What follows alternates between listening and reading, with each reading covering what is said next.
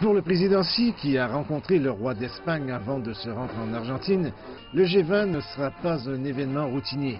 Ce sera à Buenos Aires que la future relation commerciale la plus importante du monde sera discutée au cours du dîner.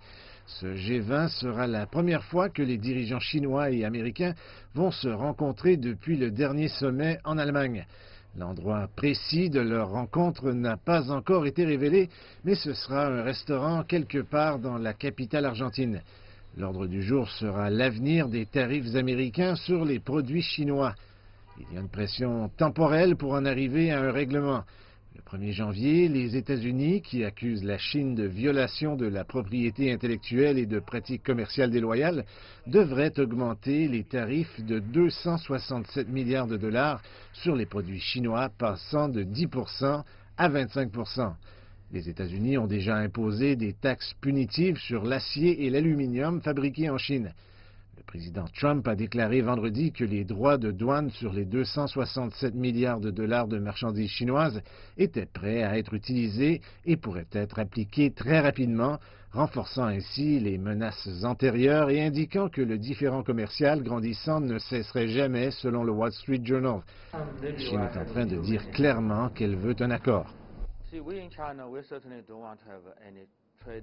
Vous voyez qu'en Chine, nous ne voulons certainement pas de guerre commerciale avec qui que ce soit, surtout pas les États-Unis. Et nous voulons une solution négociée au problème. Mais la clé de cette solution est une approche équilibrée aux préoccupations des deux côtés.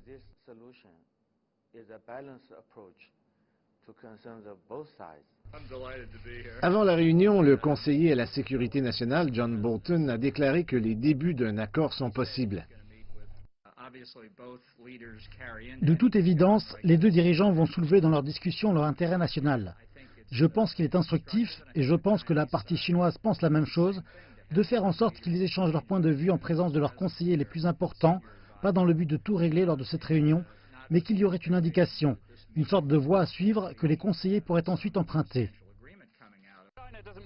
La Chine ne veut pas que la question commerciale domine entièrement le G20. Il y a d'autres problèmes, du changement climatique à la réforme de l'Organisation mondiale du commerce, que le pays est désireux de discuter lors du sommet principal.